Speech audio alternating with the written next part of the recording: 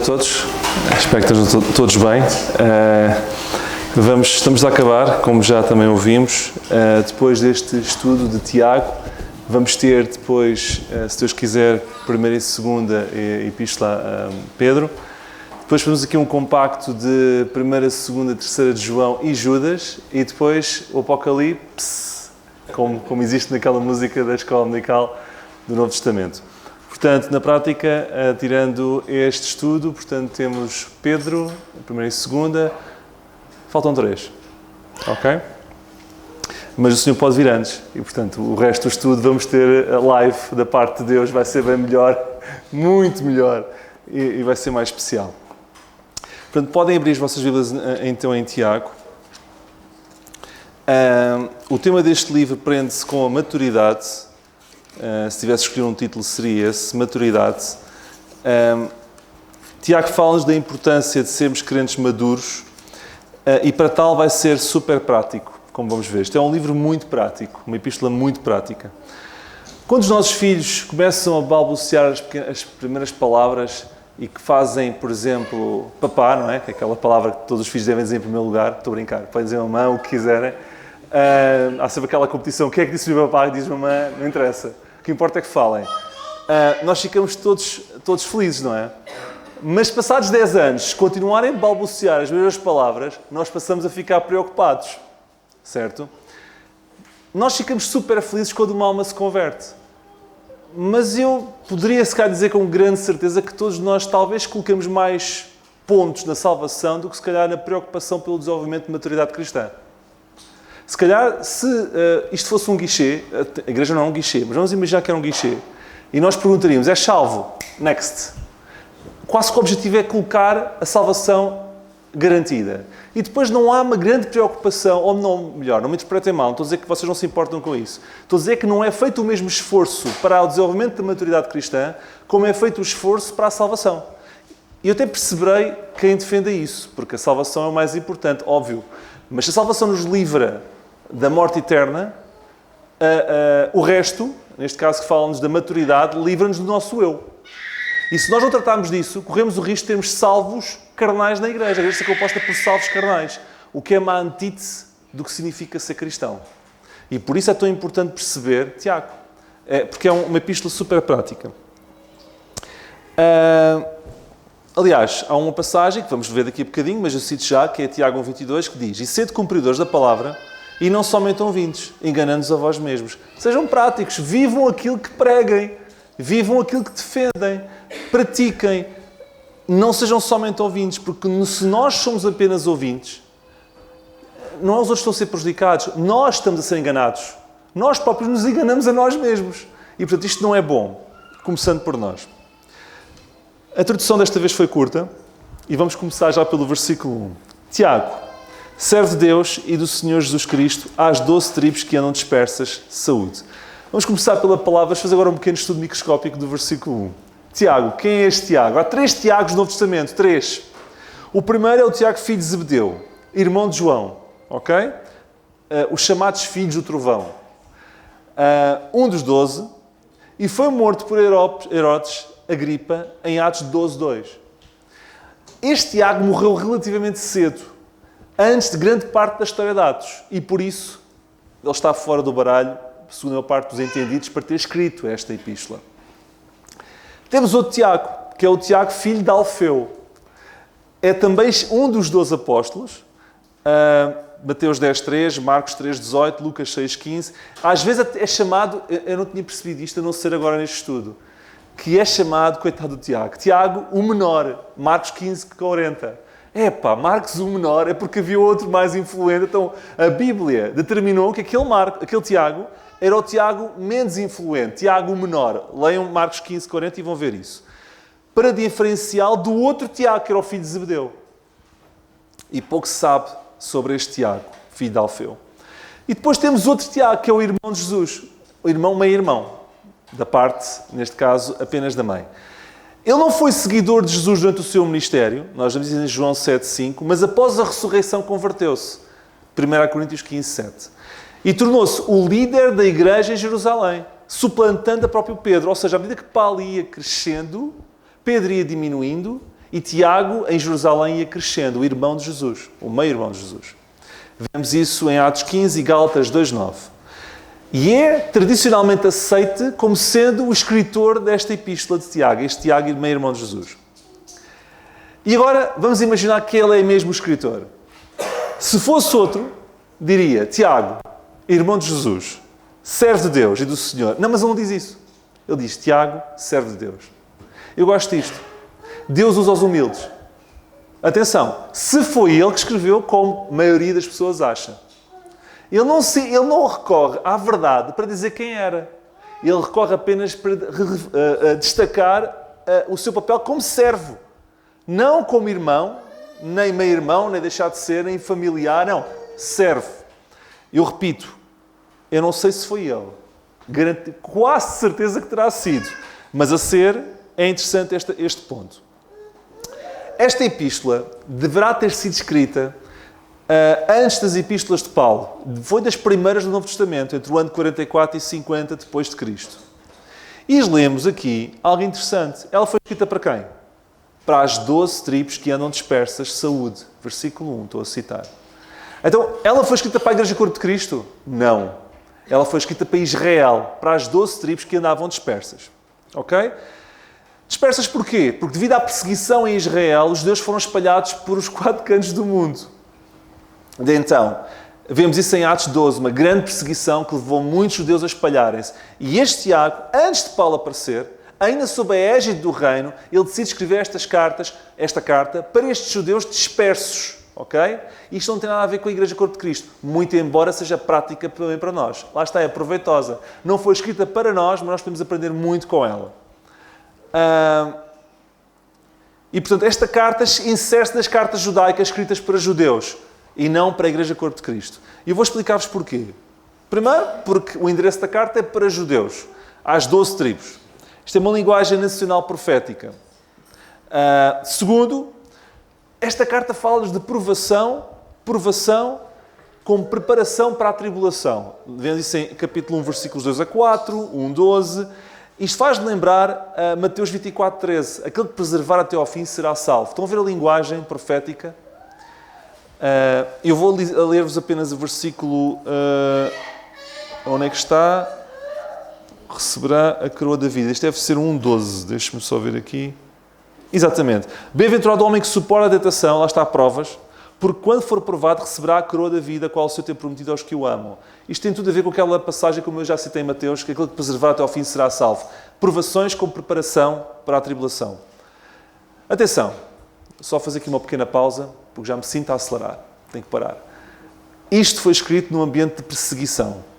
Clima profético, não é graça, não é mistério.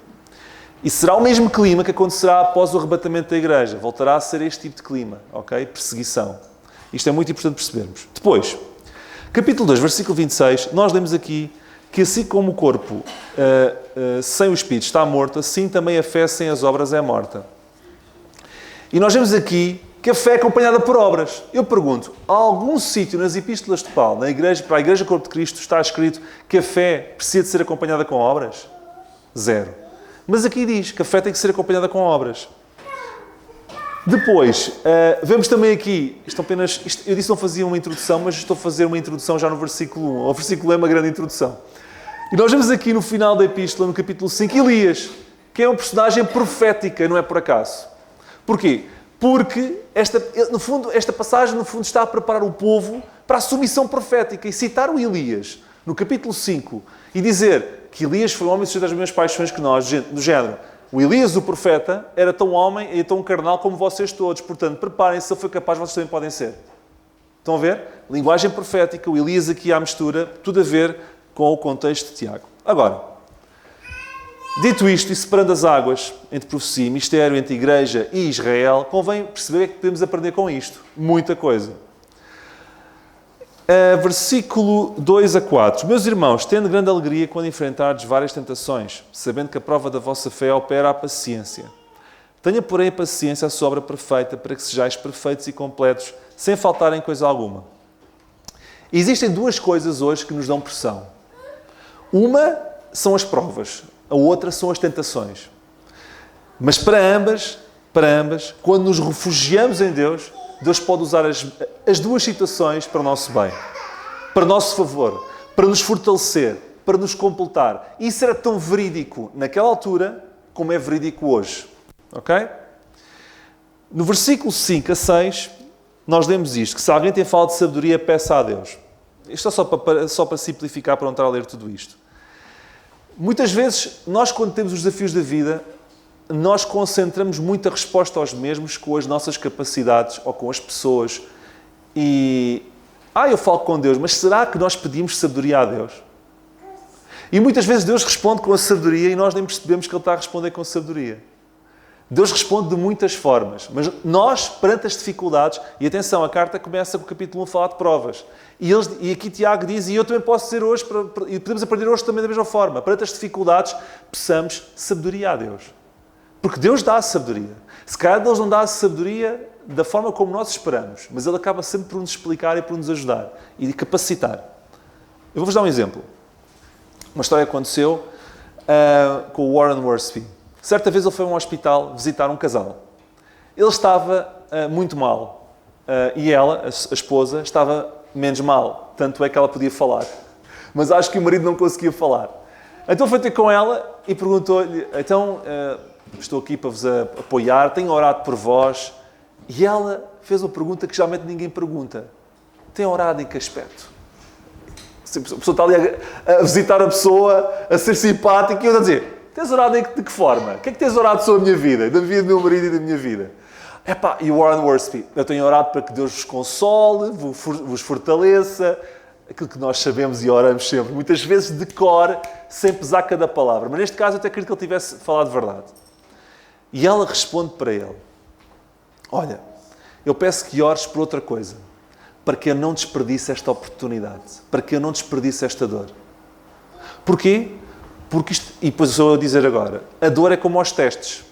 Se nós desperdiçarmos, temos que os repetir. E nenhum de nós quer repetir certas dores. E, portanto, ela foi inteligente. Ela tinha a sabedoria de Deus. Porque ela encarava a dor da forma certa. Ela pedia a Deus e pedia ao Warren Worsby para pedir a Deus para que aquele momento não fosse desperdiçado. Tudo aquilo que fosse para ser tirado, fosse tirado. E isto é sabedoria no meio da dor. E se não a temos, peçamos a Deus. No versículo 12, nós lemos assim: bem-aventurado o homem que suporta a tentação, porque quando for provado receberá a coroa da vida, o qual o Senhor tem prometido aos que o amam. Eu gosto desta passagem porque vemos que Deus recompensa quem resiste.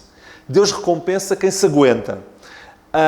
E é curioso perceber que quando resistimos às tentações, Deus nos diz que isso é uma prova de amor. Como é que é? Onde é que isso está escrito? Leiam comigo. Versículo 12.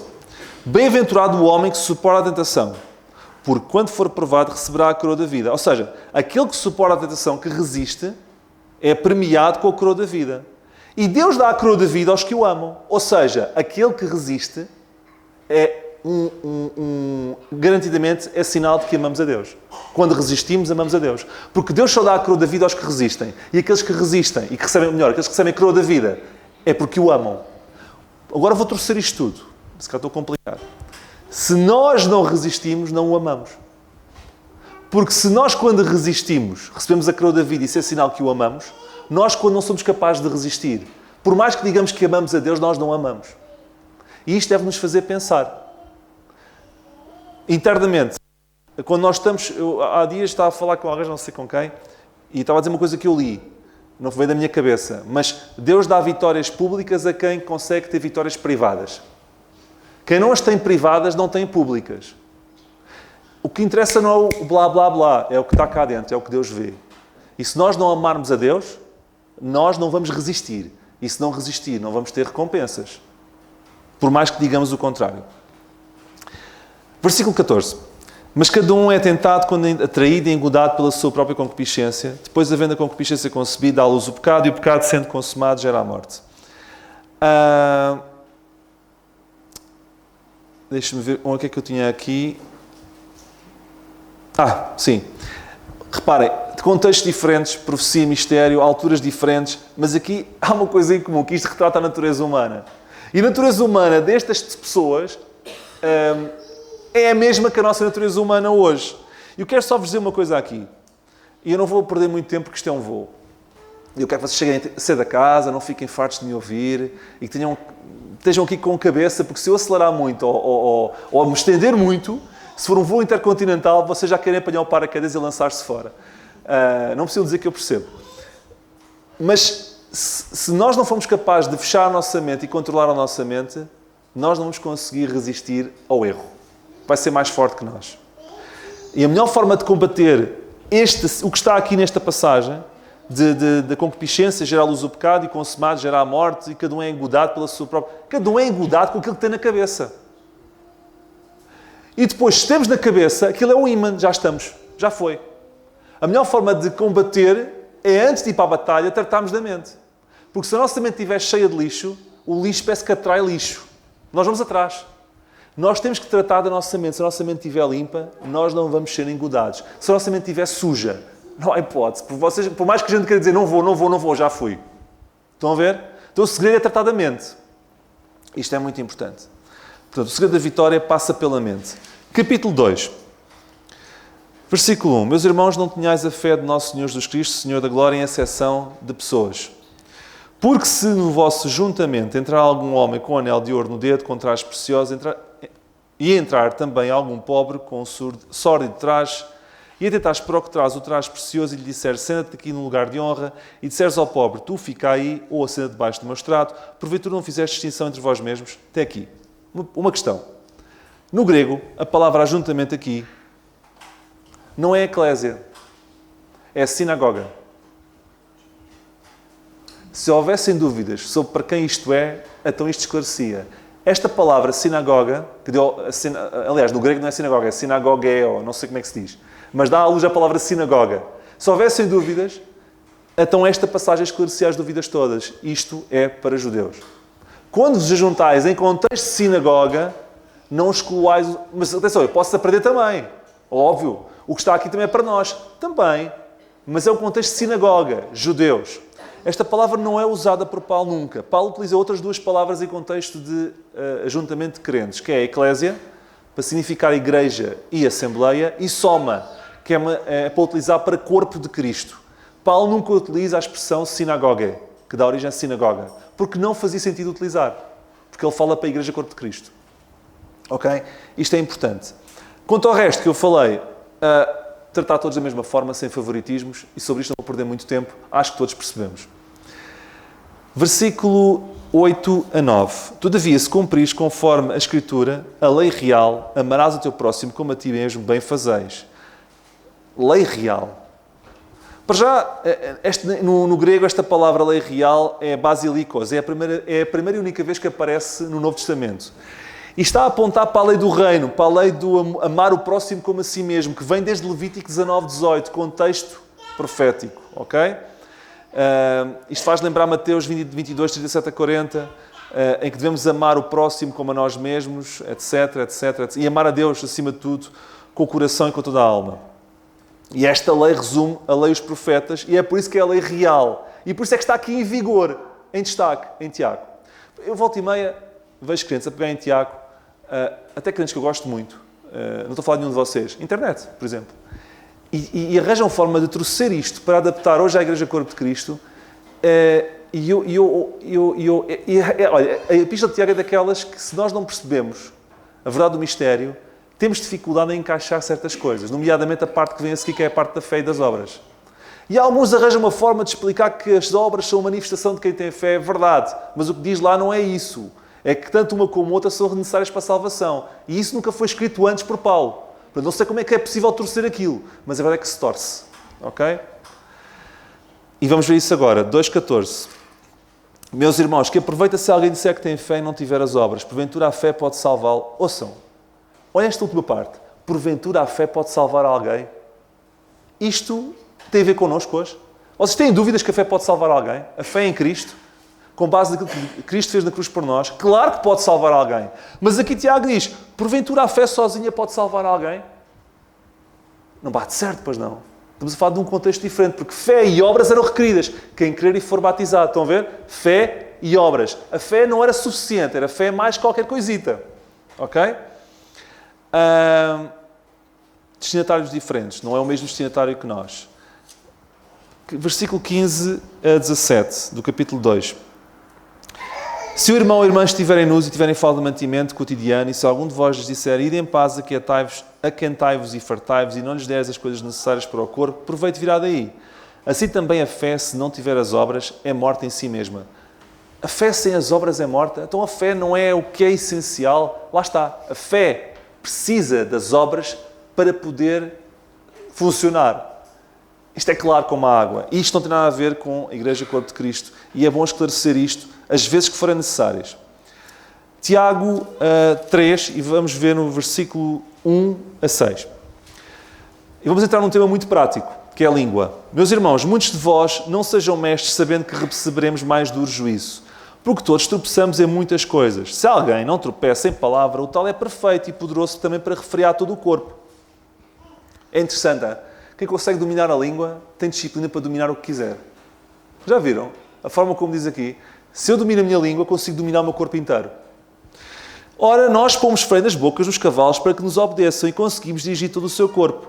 Vede também as naus que, sendo tão grandes e levadas de impetuosos ventos, se viram como um bem pequeno leme para onde quer que a vontade daquele que as governa. Assim também a língua é um pequeno membro e gloria-se de grandes coisas. Vede com grande bosque um pequeno fogo incendeia. Olha, eu sobre isto quero-vos falar de uma forma prática. No livro de Provérbios, capítulo 6, há 6 coisas que Deus detesta, melhor, como é que é a expressão que ele diz? Odeia e uma delas abomina. 6 odeia e uma abomina. Deste pacote mau de 7 coisas, 3 delas têm a ver com a língua. Eu vou citar. Língua mentirosa, 6:17, ele odeia. Testemunha falsa, Provérbios 6:19, ele odeia. E sabem qual é que está na que abomina? Também tem a língua à mistura. Semeia contendas entre irmãos. Como é que eu semeio contendas entre irmãos? Língua. A língua está aqui no top das coisas que Deus mais detesta. Sendo que aquilo que ele abomina tem a ver com a língua, que semeia contendas entre irmãos. Segundo os especialistas que se deram ao trabalho de fazer esta conta, que eu não sei como é que foi feita, mas eu citei na mesma porque não foi o primeiro que apanhei a dizer isto, nós passamos 1/5 da nossa vida a falar. Eu não faço a mais pequena ideia como é que eles chegaram a este número. E não me peçam depois por e-mail como é que eu vos vou mostrar. Eu posso dizer quem disse isto e vocês depois falem com eles. 1/5 da nossa vida a falar. Eu agora, cá em torno de brincadeira, alguns até a dormir falam. Mas eu não vou por aí hoje porque isto é um voo e poderia dar-vos alguns exemplos engraçados. Se contassem com este, era capaz de a estatística sair furada. Todos os dias produzimos em média um documento com 50 páginas, com palavras que dizemos. Quer dizer, uns conseguem ir até às 100. Por isso é tão fácil pecar. No meio de tanto palavreado, dizer uma coisa errada. E sabendo que uma é capaz de incendiar um bosque, é tão fácil. Por isso é que é tão perigoso. E por isso é que é tão bom ter a boca fechada. Porque quanto menos palavras nós contribuímos para este livro, menos hipótese temos de dizer asneira. E de contaminar outros. E causar dissensões. E ser testemunha falsa. E ser língua mentirosa. E criar problemas entre a igreja. Que Deus abomina. Estão a ver? Na Segunda Guerra Mundial, havia um póster com um barco a flutuar que dizia, eu vou ler em inglês porque é mais interessante, depois traduzo. Isto quando se traduz as coisas em inglês não tem piada nenhuma. Vocês vão perceber. Loose lips, sink ships. Loose lips, já vou traduzir. Loose lips, sink ships. Língua solta afunda navios. E porquê que eles diziam isto? Porque eles punham um alerta em muitos sítios. Falem pouco ou não falem, porque os espiões estão em todo o lado. E se eles sabem, os navios vão ao fundo. Havia, espalhados pelas cidades, estes cartazes a dizer assim, por favor, fechem as bocas. Porque vocês não sabem quem é que está ao vosso lado, que pode levar a informação para alguém. E isso, o que nós dizemos, pode afundar navios. E hoje vou parafrasear e digo assim, língua solta afunda igrejas. Língua solta, ali afundava navios. E aqui tem potencial para afundar igrejas. E por isso é que Deus abomina o pecado da língua. Existe uma lápide na Inglaterra. Esta língua é mais interessante se falar assim, porque toda a gente percebe. Existe uma lápide na Inglaterra que diz assim. Isto não é piada, isto existe mesmo. Aqui jaz Anabela. O último nome eu não apanhei. Sobre esta lápide, que após... Aqui jaz Anabela sobre esta lápide. que após 24 de maio aprendeu a segurar a sua língua. Foi quando ela morreu. Esta Anabel devia falar. Portanto, esta foi reconhecida como aquela que depois de 24 de maio aprendeu a calar-se. Que não seja isso dito de nós, irmãos. Que a gente se possa conseguir controlar-se e que eles não se lembrem de nós por isto. Um dos grandes problemas da igreja, há pessoas que se preocupam. Falam línguas da vossa igreja, não falam línguas, eu línguas e não línguas. Olha, irmãos, vamos simplificar. Um problema da igreja não é se falamos ou não falamos línguas. É se somos capazes de controlar a nossa própria língua. De que é que eu estou preocupado se é para falar línguas ou não para falar línguas, que eu não controlo a minha língua? Estão a perceber? Isto é prática. Eu não estou preocupado se falamos línguas agora. Claro que a gente sabe que não precisamos de falar línguas, nem é para nós falar línguas. E eu não vou por aí hoje. Mas porquê que estamos preocupados com essas questões quando nem a nossa própria língua nós controlamos? Bom, capítulo 4. Acho que todos perceberam. Versículo 1. De onde vêm as guerras e pelejas entre vós? Porventura não vêm disto, a saber dos vossos deleites, que nos vossos membros guerreiam? Cobiçais e nada tendes. Matais e sois invejosos e nada podeis alcançar. Combateis e guerreais e nada tendes, porque não pedis. Pedis e não recebeis, porque pedis mal para o gastares em vossos deleites. Conflitos fazem parte da vida. Sabem qual é a resposta melhor que nós podemos dar perante o conflito? E aqui estamos a falar de conflitos. Sois invejosos, são cobiçais, combateis e guerreais. Não é fácil encontrar no mesmo versículo estas duas palavras juntas. Ou combatemos ou guerreamos. Mas aqui, Tiago, havia problemas na igreja. Ou no ajuntamento das sinagogas. Eles não só combatiam, eles faziam as duas coisas. Combatiam e guerreavam. Aquilo não devia ser coisa bonita. E pôr no mesmo versículo combater e guerrear, aquilo havia conflito. Sabem qual é a melhor forma de combater o conflito? Provérbios 15:1. A resposta branda desvia o furor. Eu gosto de certos... Não sei se vocês já viram... Quer dizer, há polícias e polícias. Mas eu já vi polícias a intervir sobre situações em que as pessoas estão histéricas e eles são treinados para falar baixo. Estão no topo dos nervos, topo do stress. Mesmo os enfermeiros. Tenha calma, senhora. Diga-me lá, o que é que se passou? Sim, e continua. Passado um pouco, a senhora está mais calma. A pessoa está mais calma. Porquê? Porque a resposta branda desvia o furor. Se nós temos alguém quente, assim, se nós vamos também responder assim quentes, aquilo vai criar uma explosão atómica. Mas nós, perante a loucura do calor, já me aconteceu ter clientes mais exaltados e nós, com muita calma, falarmos. E no final, estamos a dar beijinhos e a despedir com abraços, quase. E a coisa correu bem. E até falamos assim, já falámos com a minha mãe, até falei com ela sobre o assunto há um tempo atrás. Estão a ver? A senhora entrou aqui, sem razão nenhuma, e saiu daqui a maior amiga do mundo. Porque nós falámos com calma. E muitas vezes é o que faz falta para abrandar a ira. E a nossa língua tem poder, até para isso. Não é só para fazer disparados. É para muitas vezes controlar o fogo. Versículo 6. Antes ele dá maior graça, portanto diz, Deus resiste aos soberbos, mas dá graça aos humildes. Sabe o que é que significa no grego a palavra resiste? Deus guerreia. Deus não tolera os soberbos, Deus não tolera os orgulhosos, Deus luta contra eles. E eu queria-vos fazer uma pergunta. Vocês querem lutar contra Deus? Querem ter Deus como inimigo? Então vamos ser todos humildes, ok? Porque esta aventura de queremos ser arrogantes e orgulhosos, vamos ter do outro lado, volta e meia, quando nós jogávamos à bola, quando eu sabia jogar bem à bola, que nunca soube, mas pronto, dava uns pontapés, eu gostava de ficar do lado das equipas que era melhor. E de vez em quando alguém escolhia mal as equipas, eu pensei, vamos lá cá à basada, porque eles são muito melhores que nós. Irmãos, não há equipa pior do que a equipa que tem Deus do outro lado. E se nós vivemos com o nariz muito para cima, nós vamos, mais tarde ou mais cedo, vamos enfrentar Deus da outra equipa. E não vai ser bonito. E por isso, é importante que nos humilhemos perante Deus. E por isso é que Tiago diz 4:10 o seguinte: humilhai-vos perante o Senhor e Ele vos exaltará. Ou seja, não lutem contra Deus, passem para a equipa dele e vão receber prémios. Estão a perceber?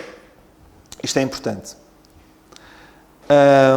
Capítulo 5, e estou a terminar, porque vai ser um voo bastante mais rápido. Capítulo 5, versículo 7. Onde é que eu tenho aqui? 7. Sede, pois, irmãos, pacientes até à vinda do Senhor. Que vinda é esta? Agora não vou perguntar, mas apetecia-me perguntar. Depois do JC, têm todos a obrigação de saber que vinda é esta. Isto é forte. A vinda que estamos aqui a falar, estamos a falar para a Igreja de Cristo? Não, então não é o arrebatamento. Estamos a falar da vinda de Cristo à Terra. Ok? Que eles, na altura, antes da Igreja de Cristo, esperavam. E que vão voltar a esperar quando a igreja for arrebatada, porque isto é programa profético. E ele está aqui a dizer isso mesmo. Vamos aguardar a vinda do Senhor, eis que o lavrador espera o precioso fruto da terra, etc. David, estás a falar de certeza que é mesmo assim? Olha, para aqueles que têm dúvidas, leiam o versículo 9 do capítulo 5. Diga assim: irmãos, não vos esqueçais uns contra os outros, para que não sejais condenados, eis que o juiz está à porta. Vocês leem esta terminologia em Paulo, a dizer que o Senhor virá e associada a juízo e a condenação? Estão a ver? O juiz está à porta. Não, o Salvador está à porta. Vocês vão ser arrebatados, vai ser super bom, é só alegria, anjo no ar, vai ser fantástico. O juiz está, porque o Senhor na segunda vida vai se apresentar como juiz e vai tirar os que não estão, os que não forem, vai receber o trigo do joio e vai vir como juiz. E isto acontece claramente na segunda vinda. Depois, versículo 14 e 15. Para aqueles que estão doentes, há aqueles que acham que isto é muito importante explicar. Está alguém entre vós doente? Se um de vocês estiver doente, já fizeram isto? Está aqui? Eu vou dizer que vocês se calhar deviam fazer. Não façam, hein? Chamam os presbíteros aos anciãos. Chamavam o Nando e o Carlos e o Zé para eles orarem sobre vocês, para vos ungir com azeite, em nome do Senhor. E se fizerem isso, garanto-vos que a oração da fé salvará o doente e o Senhor levantará. Já fizeram isso quando estiveram doentes? Olha, sei que Paulo diz: deixei Trófimo doente em Mileto. Se fosse possível, Paulo juntava lá os presbíteros da zona, orava sobre ele com oração de fé, punha azeite e o Trófimo ficava bom. O Trófimo ficou doente em Mileto. Aqui isto não vai acontecer, aqui vai haver esta possibilidade. Estão a ver? São muitos os casos que explicam as diferenças. E isto é muito importante. É isto que eu tinha para vós. Que o Senhor nos abençoe. Muito podia ter sido falado sobre Tiago, mas isto é um voo. Que isto de alguma forma possa vos estimular a estudar mais. E se tiver alguma dúvida ou se não acordarem com alguma coisa que eu disse, estejam à vontade, podem me perguntar. E eu, se souber responder, ajudarei. Que o Senhor nos abençoe.